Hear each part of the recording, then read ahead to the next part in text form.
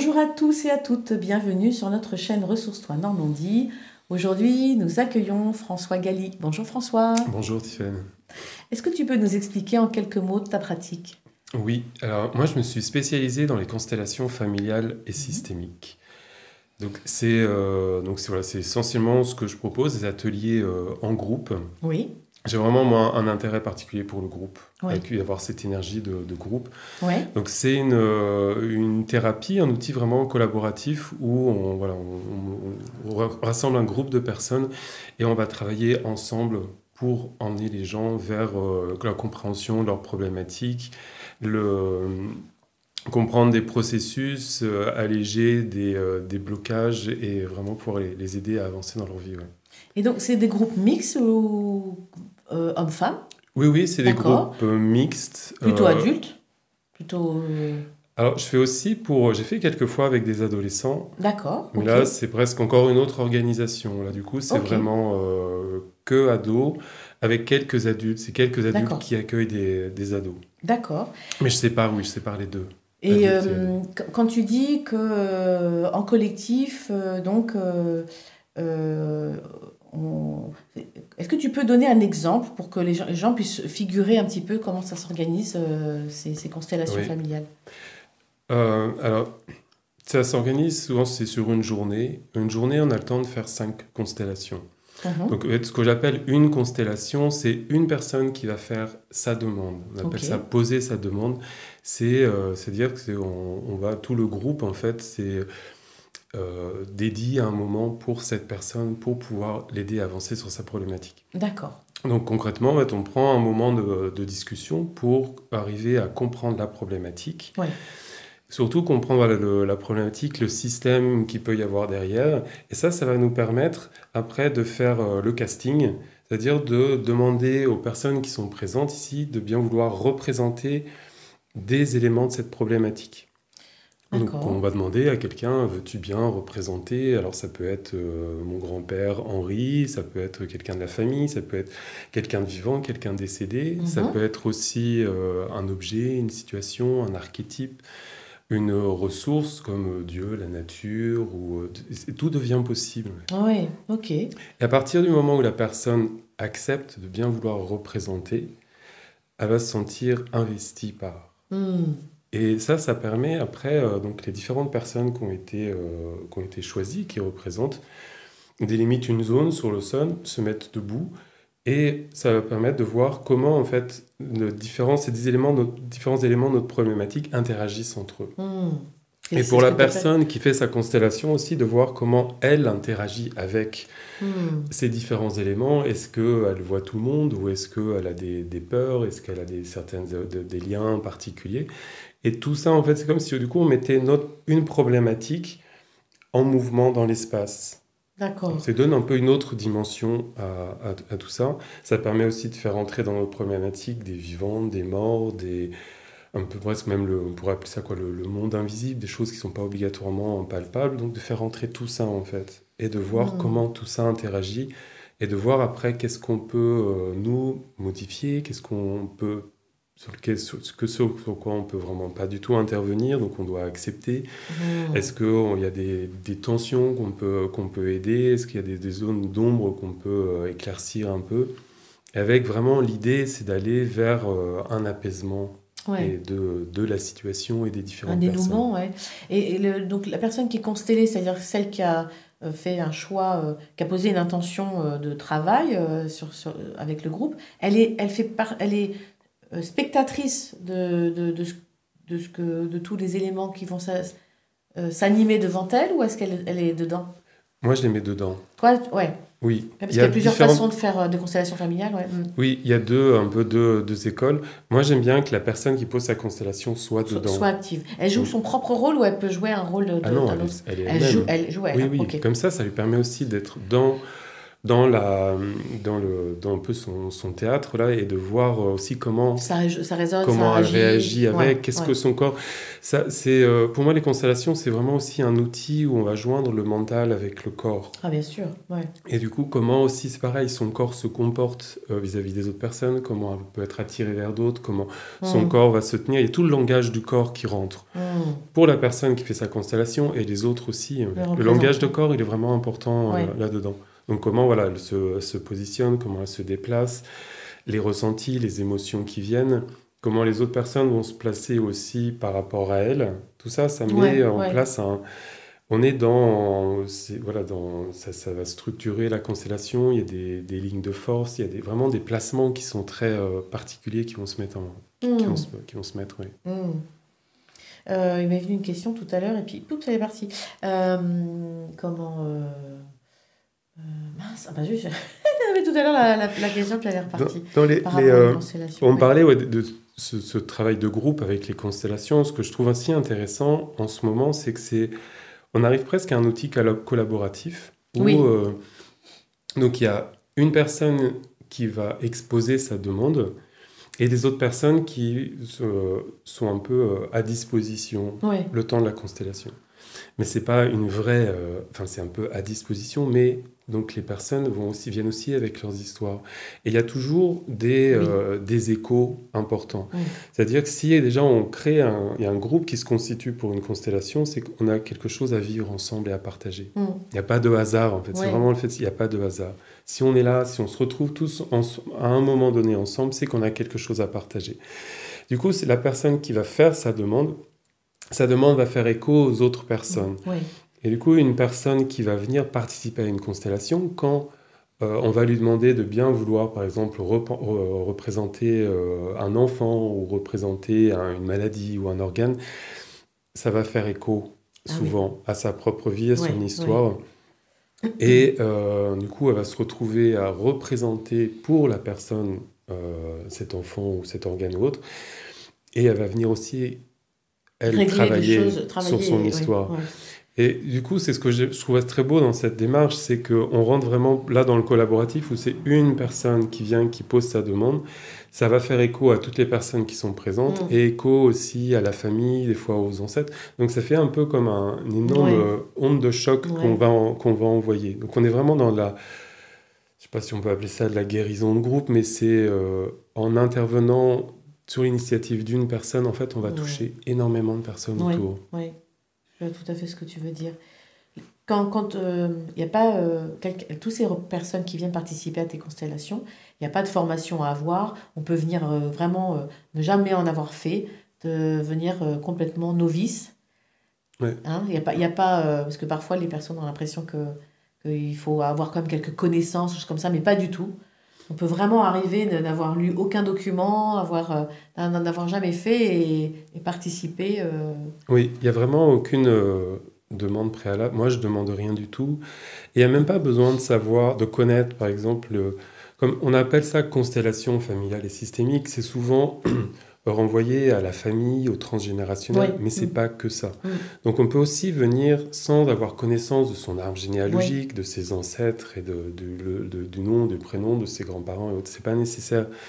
Ouais. On peut très bien, en fait, suivant la demande, on peut très bien aller vers du transgénérationnel. Ouais. Ou on peut aller sur du tout de suite maintenant, la personne avec sa propre histoire, avec ses Transpersonnel, quoi. relations, Ouais, c'est ça. oui, c'est ce qu'elle vit, les parts de soi, Mm. ce qui se passe à l'intérieur. Donc on n'est pas obligé on n'est pas obligé d'avoir en fait toute cette connaissance sur sa famille. Ça, Ouais. c'est pas nécessaire. Mm. Et moi, ce que j'aime bien, enfin, la façon dont je propose les choses, c'est quand on monte une journée, je ne sais pas qui va poser sa constellation Oui, dans la c'est ce que tu journée. me disais. Mm. Je laisse libre, donc les gens viennent, on fait ce groupe, et à eux de sentir si c'est le moment ou pas. Mm. Et du coup, avant chaque constellation, je demande qui veut poser sa constellation tout de suite et maintenant. S'il y a plusieurs personnes, on fait un tirage de cartes. Ah oui. Donc j'utilise en fait les cartes, chacun a Mhm. tiré une carte au début de la journée. Et l'intention que je pose, c'est que la carte qui va être tirée soit la carte de la personne pour laquelle c'est le meilleur moment. Ouais. Il n'y a pas une demande plus importante qu'une autre. Bah oui, bien sûr. Toutes les demandes sont aussi importantes. Mais c'est plutôt que ce soit le moment Ouais. juste pour pouvoir en fait faire ce travail-là et recevoir correctement ce travail. Et du coup, ça marche assez bien. Et j'aime bien cette idée aussi de laisser la liberté à des gens qui viennent en disant, bon, c'est la première fois, j'ai un peu peur, j'ose pas, donc je n'ai pas envie de poser ma demande, mais je viens au moins pour voir, pour participer. Ouais. Et au cours de la journée, qui se dit, tout d'un coup, il se passe quelque chose, et qui se disent, mais en fait, si, là, Ah, il y a là quelque c'est le chose bon à moment aller- pour moi. ouais. Et souvent, quand elles posent leur carte, la carte sort. On Ah sent oui. aussi à l'intérieur de soi quand c'est le bon moment, en fait. Donc il y a vraiment cette histoire de oser s'écouter et se dire, non, là, c'est pas le moment, j'y vais pas. Et là, je pense que c'est le bon moment et j'ose, je mets ma Et carte. quand tu parlais de groupe, donc tu disais que tu peux faire 5 constellations dans une journée.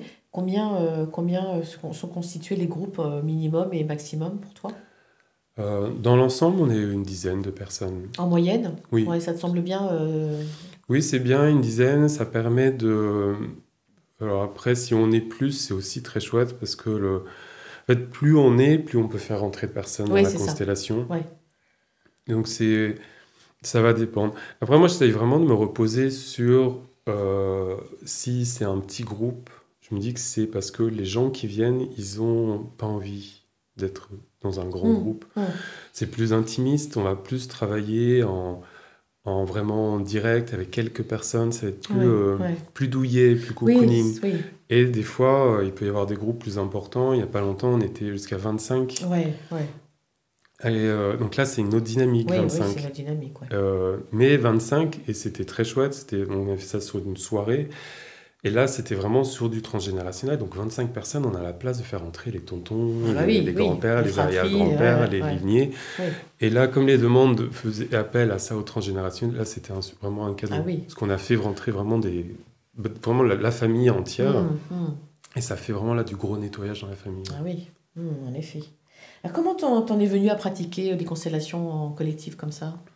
C'est quoi ton parcours? Moi, c'est vraiment un outil que j'ai utilisé pour moi au départ. C'est vraiment Ouais. été un peu mon outil de cœur pour mon chantier personnel. Ok. En fait. C'est vraiment... j'ai essayé beaucoup d'approches thérapeutiques et c'est vraiment celle qui m'a le plus parlé. Ouais. D'avoir aussi justement le groupe, d'avoir le soutien du groupe, d'avoir ce côté humain où on peut parler, on peut se toucher, on peut prendre du temps ensemble. On peut rire, pleurer, on peut s'amuser. Il y a vraiment ce côté, pour moi, humain qui est très important. Et voilà, du coup, et ça m'a tout de suite plu. Et ce qui m'a aussi plu dedans, c'est que les constellations, il y a quelque chose toujours de très doux et de très respectueux. C'est-à-dire que quand on pose sa constellation, ou quand on fait une constellation, on participe à une constellation avec quelqu'un, j'ai toujours, moi, cette impression que ça va nous emmener où on peut aller. Donc, on va pas... on peut être secoué, on peut être brassé par ce qui se passe au niveau émotionnel, mais normalement, si le constellateur est doux et s'il est vraiment il est attentionné, on va pas se prendre un TGV dans la figure, quoi. On va pas se prendre des coups, on va pas avoir des grandes révélations qui vont nous laisser complètement KO après sur le bord. Il y a vraiment quelque chose de très respectueux, c'est on va où le groupe peut aller au rythme des personnes. Et ça m'a convenu en fait. C'est un peu l'idée d'avancer à chaque fois dans la thérapie, on y va pas à pas, en douceur, sans se faire mal. Et du coup, là, moi, j'ai vraiment fait ça pour moi. J'ai vu les résultats, ça m'a vraiment convenu. Et c'est comme ça, au bout d'un moment aussi, j'ai commencé une formation qui s'appelait l'École des chemins de la joie. C'est en 3 ans. Pas pour faire consteller moi, c'était plutôt pour moi en fait, pour continuer à travailler sur moi. C'est 3 ans avec des modules réguliers. C'était vraiment l'occasion vraiment d'aller en profondeur. Et je me suis fait prendre au jeu de commencer à animer, d'encadrer. Donc on m'a commencé à me demander d'en proposer aussi. Et c'est comme ça et que ça je suis fait arrivé. combien d'années du coup que tu en proposes maintenant, toi, que tu encadres? Ça va faire 5 ans, 5 ans. que j'en propose, ouais. Et j'ai toujours autant de plaisir. C'est vraiment quelque chose qui m'enrichit à chaque fois et j'apprends aussi à chaque fois. Bah oui, je vais te poser la question, qu'est-ce que ça a changé à ta vie? Donc c'est ton rapport à l'autre, j'imagine l'altérité, ce que ça a changé, c'est Je trouve dans les constellations quelque chose de toujours très humain. C'est-à-dire que on rencontre plein de situations différentes. Mm. Et ça permet vraiment de regarder l'humain d'une autre façon, avec un regard, je trouve, très doux, très bienveillant, plein d'amour. D'enlever les jugements, de comprendre en fait chaque histoire des personnes en fonction ou le comportement d'une personne en fonction de son histoire, en fonction peut-être de l'héritage qu'il a pu avoir, voir aussi le poids justement de l'héritage. Il y a certaines personnes qui se retrouvent à faire des choses. C'est pas parce qu'elles sont, on pourrait dire, je sais pas, elle est classée de mauvaise, bien ou autre, mais c'est parce qu'elles ont besoin de le faire, elles ont besoin d'avancer. Et je trouve que moi, les constellations m'ont vraiment appris ça, c'est regarder l'humain vraiment dans sa splendeur, quoi qu'il fasse, quoi qu'il dise, quoi qu'il fasse. Je trouve qu'il y a derrière, en fait, tout humain, quelle que soit son histoire, il y a quelque chose de beau derrière. Et c'est un peu, pour moi, un outil qui me réconcilie avec l'humain. Qui t'a à la beauté de l'humain. avec l'humain. Ouais. Est-ce que tu as un livre, un film alors soit sur ta pratique ou toi qui t'a qui a ouvert ta conscience, qui t'a vraiment parce que j'ai vu que tu en avais apporté 2. Alors est-ce que tu veux j'ai apporté 2 livres. Partager avec nous? C'était un peu la question piège. Parce que j'ai l'impression d'avoir lu tellement de livres sur le développement personnel, sur 50. Tout ça. Ouais, et il y en a qui m'ont marqué à un moment de mon chemin, que j'ai mis de côté ou que j'ai donné, et d'autres qui réapparaissent. Oui. Et j'ai plus, en fait, j'ai ramené 2 livres qui, en ce moment, m'interpellent particulièrement. C'est de Sylvie Ouellet. D'accord. Alors, je ne sais pas si on voit, oui. Et ces 2 livres qui me parlent beaucoup, en fait, qui m'accompagnent en ce moment, c'est Être ou ne pas être, voilà la mission. Ça parle un peu de la mission de l'incarnation, la mission de vie. Oui. Et le deuxième, c'est Après la mort, qu'est-ce qui m'attend? Où j'irai-je? Qui verrai-je? Que ferai-je? Et en ce moment, c'est vraiment les livres qui m'accompagnent et qui m'interpellent parce que c'est comme du coup si ça m'ouvrait un nouveau champ. Sur pourquoi, un peu des réponses à des questions qu'on se pose un peu, je pense tous, c'est pourquoi je suis là, c'est quoi ma mission de vie, qui pousse aussi à réfléchir sur c'est quoi la joie, le bonheur, l'amour, comment le trouver, comment trouver sa place en fait juste sur la terre. Donc en ce moment, c'est vraiment des livres qui m'éclairent là-dessus. Qui t'apportent des réponses sur ça, en tout cas des chemins, peut-être des pistes de réflexion ou de choses qui viennent nourrir ton... Oui, qui sont, en tout cas dans le parcours que je fais, je me rends compte qu'ils sont un peu indispensables d'aller chercher, d'aller répondre un peu à ces questions en fait. Je crois que sinon on est un peu coincé, un peu dans un cul-de-sac où on pédale, où on tourne en rond, et je trouve qu'il y a un moment où il y a besoin un peu d'ouvrir un peu aussi son champ, de se poser des questions, justement, qu'est-ce qu'il y a après la mort, qu'est-ce que c'est que vraiment la mort, de parler justement, de voir un peu qu'est-ce qui se passe pour les défunts, je sais pas, pour moi c'est un peu des questions essentielles, des questions existentielles essentielles, qui font du bien en fait, qui rassurent, qui font vraiment du bien. Qui donnent du sens et qui t'as moins l'impression des fois de te retrouver, comment dire, d'avoir une vie où tu te dis mais c'est quoi c'est quoi le sens de ma vie, ou pourquoi c'est quoi le sens des épreuves, c'est quoi le sens des... Oui, on a tous des épreuves, donc pourquoi autant d'épreuves, pourquoi je subis ça, ou pourquoi je me comporte comme ça, ou pourquoi... vite, on peut vite se tourner en boucle avec ça et un peu se prendre la tête. Et je trouve que ces livres, ils m'apportent pas mal des éléments de réponse sur des explications, sur un peu ces grands mécanismes un peu de la vie, au-delà de juste nous, notre incarnation, notre présence sur Terre, un peu plus. Ça ouvre un peu ce champ-là et ça fait du bien en fait. Ok. Est-ce que tu peux remontrer à la caméra du coup? Oui, donc c'est Sylvie Ouellet. Le premier en fait que je conseille, c'est... si tu peux approcher, voilà. Voilà, celui-là. Voilà. Donc c'est Être ou ne pas être, voilà la mission. C'est un peu le premier à lire. C'est chez Trédaniel. C'est une Française qui est traduite? C'est une Canadienne. Donc d'accord. Elle écrit en anglais, c'est traduit ou elle écrit en français, tu sais, non? Aucune idée. D'accord. Okay. Et le deuxième, donc c'est la même auteure, Sylvie Ouellet, Après la mort, qu'est-ce qui m'attend? Où ça explique vraiment tout sur l'incarnation, comment on s'incarne. Et c'est vraiment, c'est très précis Ah oui. sur voilà, Ouais, c'est comment ça vraiment se une passe, montre les suisse, quoi. bouddhas, comment... Oui, Ah voilà. oui, oui. Ouais, c'est de Et l'horlogerie jusqu'à fine, après ouais. la fin de vie, le moment où Hmm. on passe dans l'au-delà, comment ça se passe au niveau du corps, au Les niveau étapes, ouais, les étapes, de l'âme.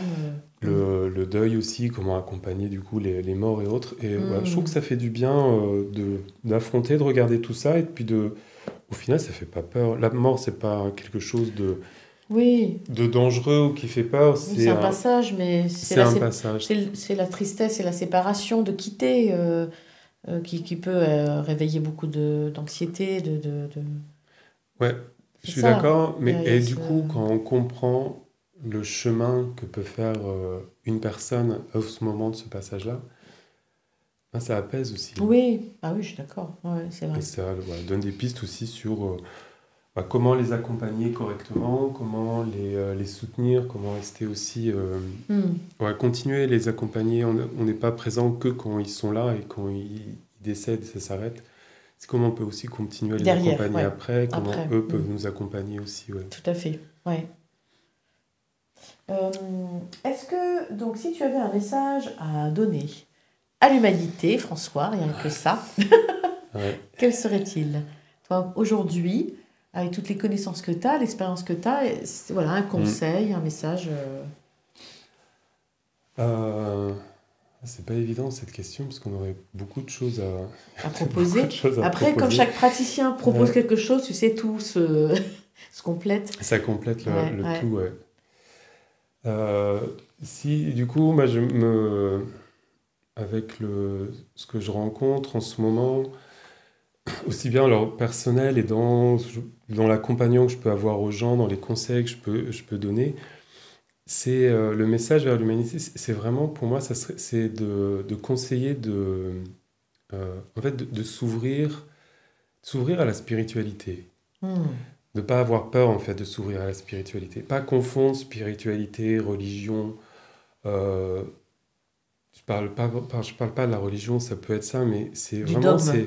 oui, c'est vraiment s'ouvrir à la spiritualité. Donc, pour moi, c'est comme si on prenait un peu de recul sur nous, notre position d'humain, et pour élargir notre champ de vision et essayer de comprendre un peu plus ce Ouais. qu'il y a, qui on est nous, qu'est-ce qu'il y a autour de nous. Et ça va aussi pour moi, c'est là où on peut aussi retrouver de l'aide, du soutien, de Hmm. l'aide. Hmm. On est des êtres qui rencontrons la souffrance, la faim, les maladies, enfin on a beaucoup de choses qui nous tombent dessus. Et je trouve que la spiritualité, c'est vraiment un bel outil qui nous permet en fait, de faire du bien à l'âme, à Oui. notre âme, à Oui. notre moi vraiment profond, intérieur. Et je pense qu'en ce moment, c'est vraiment quelque chose dont on a besoin.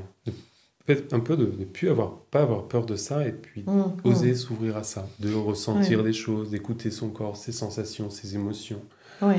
Croire en quelque De... chose de plus grand que soi, qui Oui, comme le grand tout en fait, comme un alchimiste, comme un grand architecte oui, dont on fait partie dont on et fait du coup, partie. Ouais.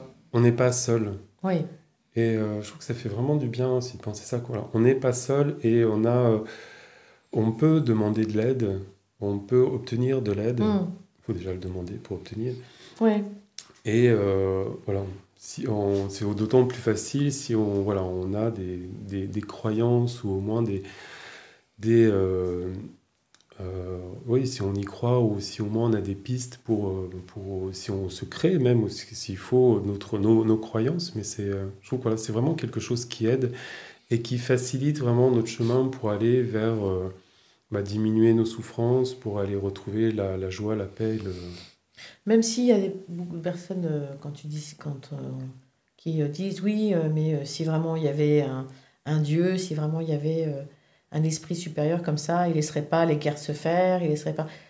Je pense que dans le parcours de la spiritualité, ce qui est compliqué, c'est une fausse croyance de croire que si je suis spirituel, il va rien m'arriver. Alors qu'en Ouais. fait, on est sur Terre pour faire l'expérience Donc on passe des épreuves, mais c'est parce qu'on est à l'école de la vie. Ouais. Donc, c'est pas parce qu'on va être spirituel que, puisqu'on aura bien fait nos leçons, on va pas en avoir de nouvelles leçons. C'est pas... Vous voyez, je pense que dans la spiritualité, je trouve qu'il y a aussi un faux mouvement un peu Oui, angélique. angélique, oui, aussi la vie est Hein? belle et tout est, Voilà, on est on les doit pas bisounours, souffrir et voilà. être amour et Voilà, paix. amour et paix. Mais non, en fait, Ouais. sur Terre, la dualité, elle est là, elle est présente. On en fait l'expérience de plein de façons. Donc, quand tu parles de spiritualité, toi, c'est plutôt ouvrir son champ son regard, son champ peut-être de réflexion à quelque chose de plus grand que soi, comment tu pourrais le définir, toi, cette spiritualité? Ce serait... Comment je pourrais définir ça?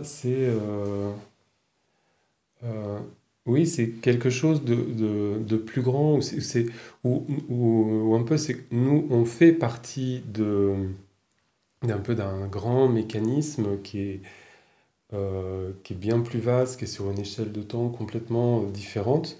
Et Mm. on chemine là-dessus, mais en effet, c'est pas une vie douce, légère et belle, mais c'est un peu, voilà, Mm. ouais, c'est pas évident en fait à expliquer. Moi, j'ai l'impression que je travaille beaucoup avec les ressentis, alors mettre des mots dessus, Oui, ouais, ce qui est ouais, plus évident. oui, Mais en effet, déjà, je suis d'accord, c'est pas, pour moi, la spiritualité, c'est pas planer et puis trouver que voilà, tout est beau, tout est magnifique et autres. Ça, ouais, ouais, c'est pas la réalité. ouais. Mais c'est plutôt de voir que derrière tout ce qui nous arrive, même dans les drames les plus importants, il y a quelque chose d'autre derrière. Et Ouais. Il y a il une y a quand leçon même à peut-être comprendre. voilà, une leçon, un enseignement derrière. Ouais. Il y a quelque chose qu'on vient expérimenter. Mm. Et voilà, c'est un peu toutes ces connaissances, cette culture qu'on peut acquérir en s'intéressant à la spiritualité qui peut aussi nous aider voilà, vraiment à Mm. trouver le chemin, à surmonter les difficultés en se disant que voilà, si je me retrouve avec ce défi devant moi, c'est qu'il y a aussi un cadeau derrière. C'est pas juste, Oui, on n'est pas juste venu sous- me mettre la main sous l'eau ou encore me faire mal, c'est il y a ok, une épreuve, quelque chose de difficile, mais il y a aussi un cadeau derrière qu'on Mm. voit pas obligatoirement. Ouais. Je trouve que c'est vraiment là le cadeau de la spiritualité, il est là, on ouvre notre champ et on voit.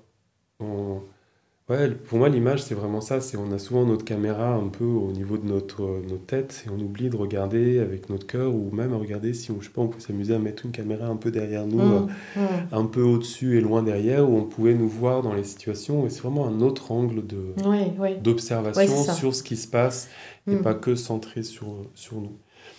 Et Mm. après, c'est pour ça, c'est vrai que moi, j'ai pas d'explication plus précise sur qu'est-ce que c'est que la spiritualité. J'ai pas de croyance Mm. en un dieu ou autre, mais c'est plutôt Ouais. voilà, un grand mécanisme qui est infini, quoi. Mm. Très bien, merci. Merci François. Merci pour cette discussion. N'hésitez pas à liker, partager. Abonnez-vous. À très bientôt sur notre chaîne. Au revoir. Au revoir, merci.